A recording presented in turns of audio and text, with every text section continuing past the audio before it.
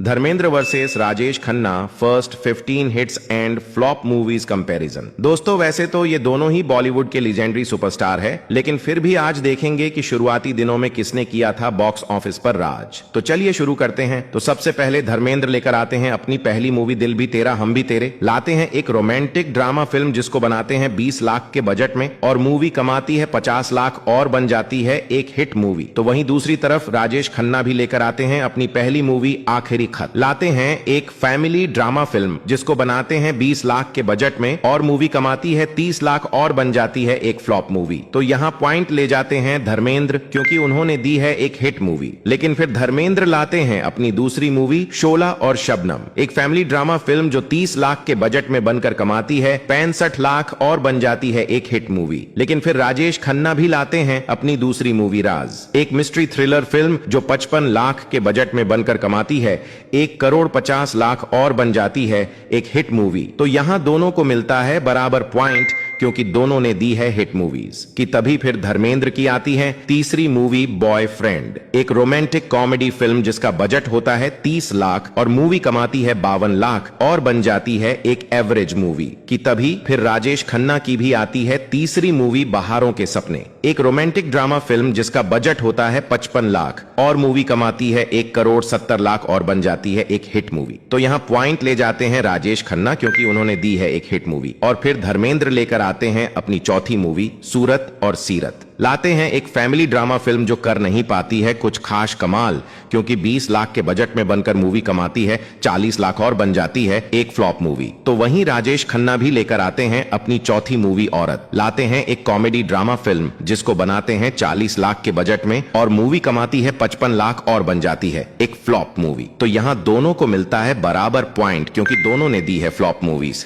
लेकिन फिर धर्मेंद्र लाते हैं अपनी पांचवी मूवी अनपढ़, एक रोमांटिक ड्रामा फिल्म जो 20 लाख के बजट में बनकर कमाती है 1 करोड़ और बन जाती है एक सुपरहिट मूवी। लेकिन फिर राजेश खन्ना भी लाते हैं अपनी पांचवी मूवी खामोशी, एक रोमांटिक ड्रामा फिल्म जो 60 लाख के बजट में बनकर कमाती है 1 करोड़ 60 लाख और बन जाती है एक एवरेज मूवी। तो यहां पॉइंट ले जाते हैं धर्मेंद्र, क्योंकि उन्होंने दी है एक सुपरहिट मूवी। कि तभी फिर धर्मेंद्र की आती है छठी मूवी शादी, एक रोमांटिक ड्रामा फिल्म जिसका बजट होता है 20 लाख और मूवी कमाती है 65 लाख और बन जाती है एक हिट मूवी। कि तभी फिर राजेश खन्ना की भी आती है छठी मूवी इत्तेफाक, एक मिस्ट्री थ्रिलर फिल्म जिसका बजट होता है 50 लाख और मूवी कमाती है 1 करोड़ 70 लाख और बन जाती है एक हिट मूवी। तो यहां दोनों को मिलता है बराबर पॉइंट, क्योंकि दोनों ने दी है हिट मूवी। और फिर धर्मेंद्र लेकर आते हैं अपनी 7वीं मूवी बंदिनी। लाते हैं एक रोमांटिक थ्रिलर फिल्म जिसमें करते हैं ऐसा कमाल की छा जाते हैं बॉक्स ऑफिस पर, क्योंकि 20 लाख के बजट में बनकर मूवी कमाती है 70 लाख और बन जाती है एक सुपरहिट मूवी।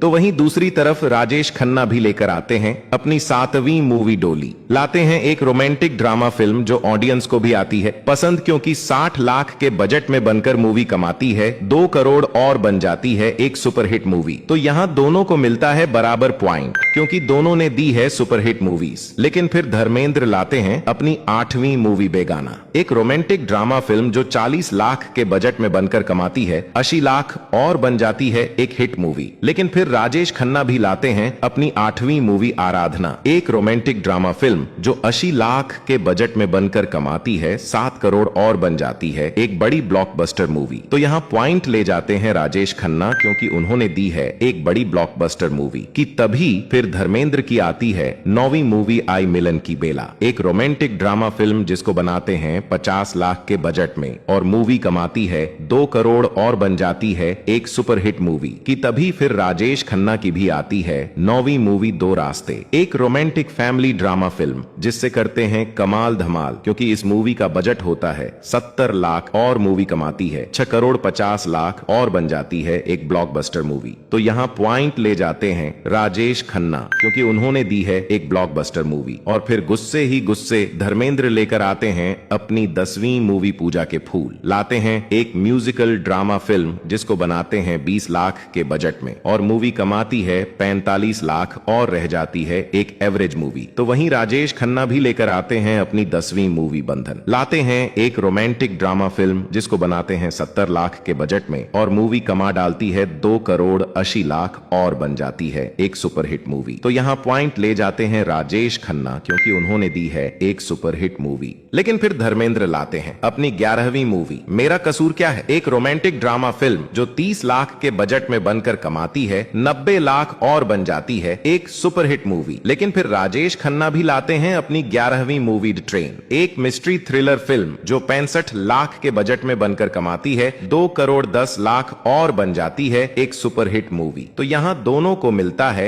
बराबर पॉइंट, क्योंकि दोनों ने दी है सुपरहिट मूवीज कि तभी फिर धर्मेंद्र की आती है 12वीं मूवी हकीकत, एक एक्शन वॉर फिल्म जो ऑडियंस को भी आती है पसंद, क्योंकि इस मूवी का बजट होता है 30 लाख और मूवी कमाती है 1 करोड़ और बन जाती है एक सुपरहिट मूवी। कि तभी फिर राजेश खन्ना की भी आती है 12वीं मूवी सच्चा झूठा, एक एक्शन कॉमेडी फिल्म जिसमें अपनी एक्टिंग से करते हैं ऐसा कमाल की 90 लाख के बजट में बनकर मूवी कमा डालती है 5 करोड़ 50 लाख और बन जाती है एक ब्लॉकबस्टर मूवी। तो यहाँ पॉइंट ले जाते हैं राजेश खन्ना, क्योंकि उन्होंने दी है एक ब्लॉकबस्टर मूवी। और फिर धर्मेंद्र लेकर आते हैं अपनी 13वीं मूवी गंगा की लहरें, लाते हैं एक फैमिली ड्रामा फिल्म जिसको बनाते हैं 30 लाख के बजट में और मूवी कमाती है 1 करोड़ और बन जाती है एक सुपरहिट मूवी। तो वहीं राजेश खन्ना भी लेकर आते हैं अपनी 13वीं मूवी आन मिलो सजना, लाते हैं एक रोमांटिक थ्रिलर फिल्म जिसको बनाते हैं 90 लाख के बजट में और मूवी कमाती है 4 करोड़ 50 लाख और बन जाती है एक सुपरहिट मूवी। तो यहाँ दोनों को मिलता है बराबर पॉइंट, क्योंकि दोनों ने दी है सुपरहिट मूवीज। लेकिन फिर धर्मेंद्र लाते हैं अपनी 14वीं मूवी आपकी परछाइयां, एक फैमिली रोमांटिक ड्रामा फिल्म जो 30 लाख के बजट में बनकर कमाती है 60 लाख और बन जाती है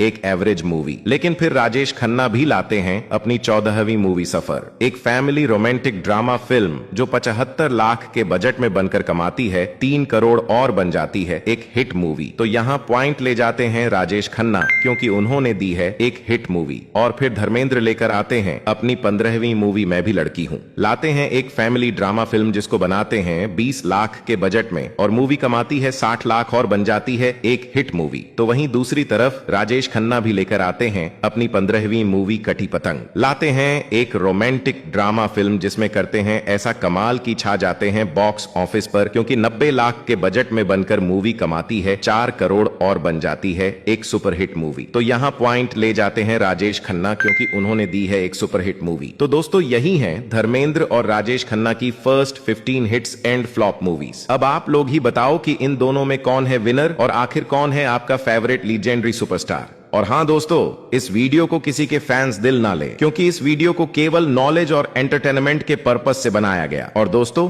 अगला कंपैरिजन वीडियो किन किन एक्टर्स के बीच देखना चाहते हो कमेंट में जरूर से बताकर जाना।